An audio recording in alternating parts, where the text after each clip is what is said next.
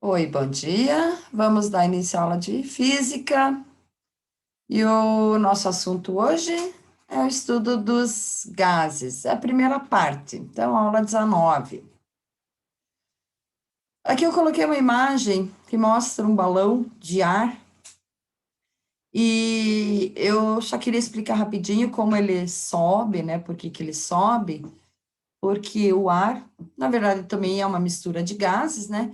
E quando é aquecida, o gás ele se dilata, assim como os sólidos também se dilatam, né? Então, ele se dilata e fica menos denso. Então, o empuxo que vem de baixo, né? De baixo para cima, aquela força vai empurrar ele para cima. O empuxo, então, vai ser maior que a força peso. Então, a lei dos gases. As leis dos gases foram criadas por físico-químicos entre os séculos 17 e 19. As três leis dos gases são denominadas a lei de Boyle, que é a transformação isotérmica, a lei de Gay-Lussac, que é a transformação isobárica, e a lei de Charles, que é a transformação isométrica. Cada uma delas que contribuíram para os estudos sobre os gases e suas propriedades, a saber, então, temperatura, pressão e volume. E o que são os gases? São os fluidos que não possuem forma nem volume próprio, ou seja, a forma e o volume dos gases dependem diretamente do recipiente no qual estão inseridos. Isso ocorre porque as moléculas dos gases, diferente dos sólidos, estão separados umas das outras. E os gases ideais, né, são chamados de gases ideais ou gases perfeitos, são modelos idealizados, utilizados para facilitar o estudo dos gases, uma vez que a maioria deles se comportam como um gás ideal. Importante ressaltar que as três leis dos gases expõem o comportamento dos gases perfeitos, na medida que uma das grandezas, seja pressão, temperatura ou volume, é constante, enquanto outras duas são variáveis. Algumas características que definem os gases ideais são movimento desordenado e não interativo entre as moléculas. Colisão das moléculas dos gases são elásticas, a ausência de forças de atração ou repulsão, e elas possuem massa de baixa densidade e volume desprezível. O gás perfeito, ou também chamado de gás ideal, pode ser definido como gás teórico, onde suas partículas são consideradas pontuais, ou seja, não se movimentam e, além disso, elas não trocam energia, quer dizer, que não interagem entre si. É importante perceber que o gás ideal é apenas um modelo criado para facilitar o estudo da mecânica dos fluidos. Como toda teoria física, o gás ideal também respeita algumas leis observadas e equacionadas de maneira compacta. Mas antes é importante conhecer as grandezas físicas necessárias para o estudo dos gases. E tais grandezas são volume, a pressão e a temperatura. Então, P1, V1, T1 é uma condição de pressão, volume e temperatura no estado 1. Depois, no estado 2, a pressão pode mudar, o volume pode mudar e a temperatura pode mudar também. Então, as variáveis de estado dos gases. Quando estudamos um gás, temos que estudar suas três grandezas fundamentais, que são pressão, volume e temperatura. Essas grandezas são chamadas de variáveis de estado dos gases, porque elas influenciam grandemente suas propriedades e comportamento. Por exemplo, só faz sentido mencionarmos o volume do gás se fornecermos também qual é a sua pressão e a sua temperatura. Vejamos cada uma dessas três variáveis de estado.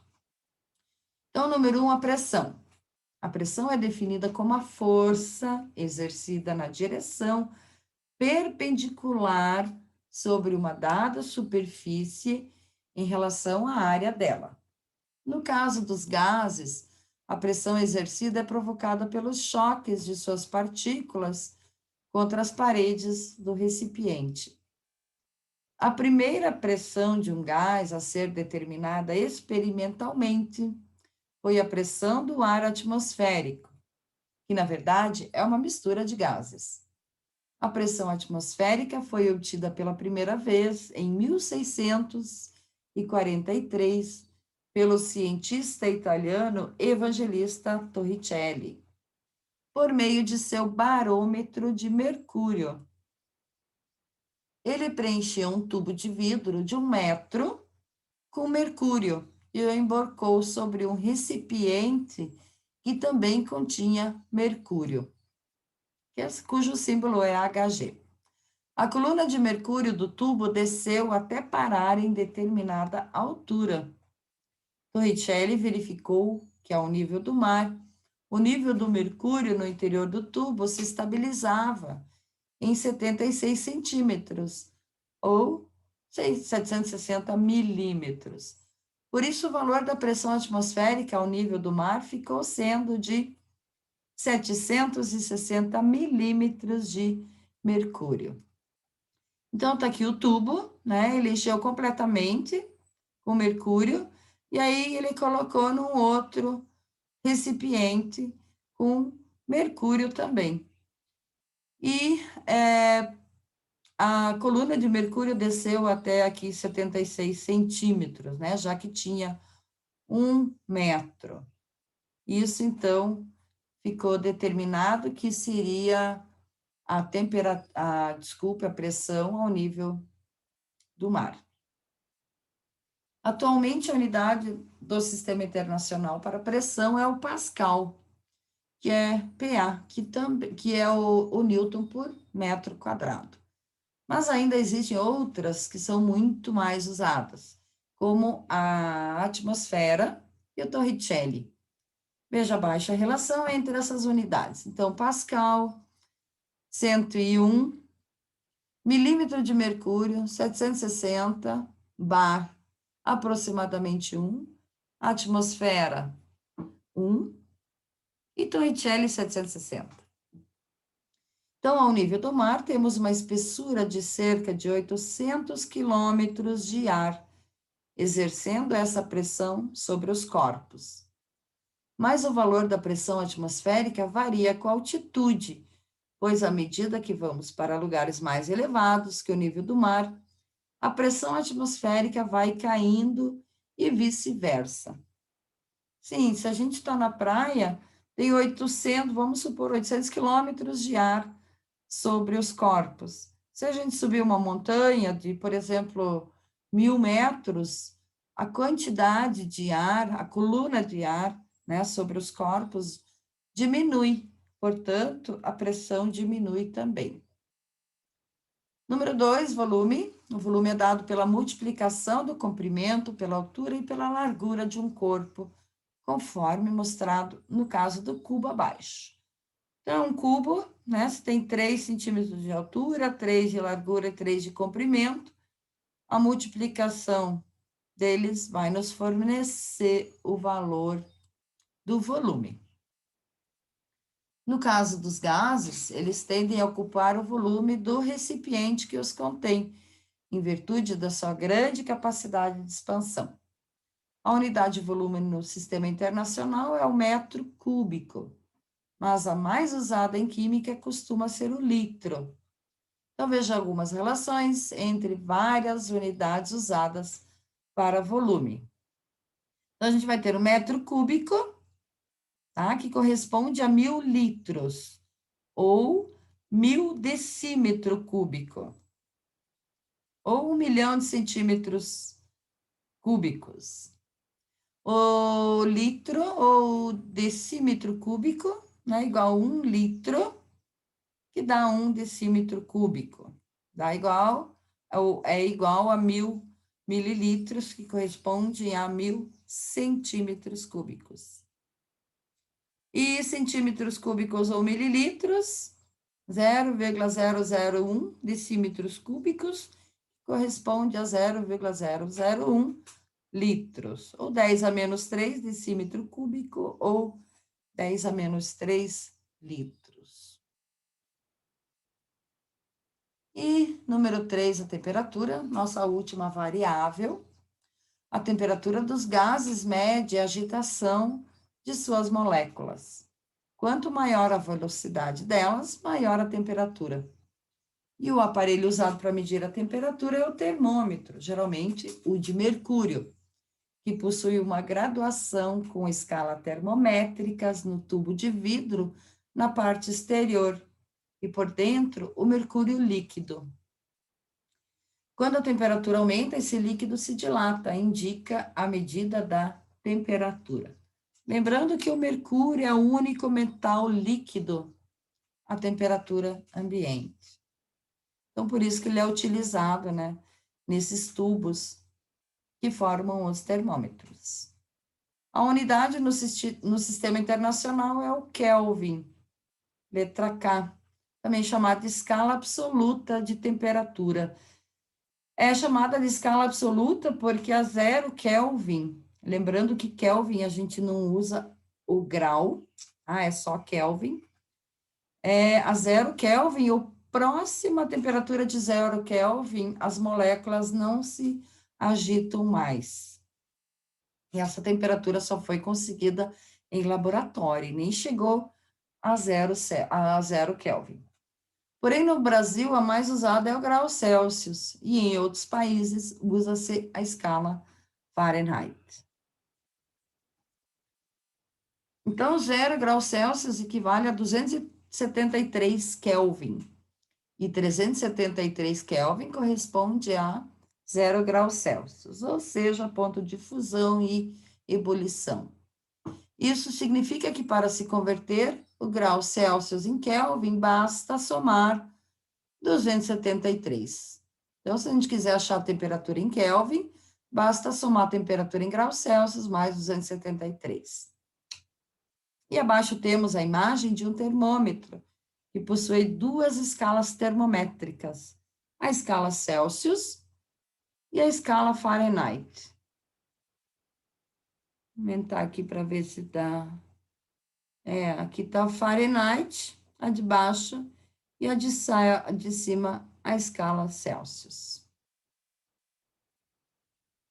Mol, vamos falar um pouquinho sobre o que vem a ser um mol, ou a quantidade mol. O mol é uma unidade de medida utilizada para expressar a quantidade de matéria microscópica, como átomos e moléculas. É um termo que provém do latim mole, que significa quantidade, e foi proposto pela primeira vez em 1896 pelo químico Wilhelm Ostwald. Porém, foi Amedeo Avogadro que sugeriu em 1811 que a mesma quantidade de matéria diferentes apresentariam a mesma quantidade de moléculas, o que foi chamado de constante de Avogadro. A quantidade de matéria presente em 1 mol é 6,02 vezes 10 elevado a 23 entidades. Então, por exemplo, 1 mol de feijão tem 6,02 vezes 10 a 23 grãos de feijão.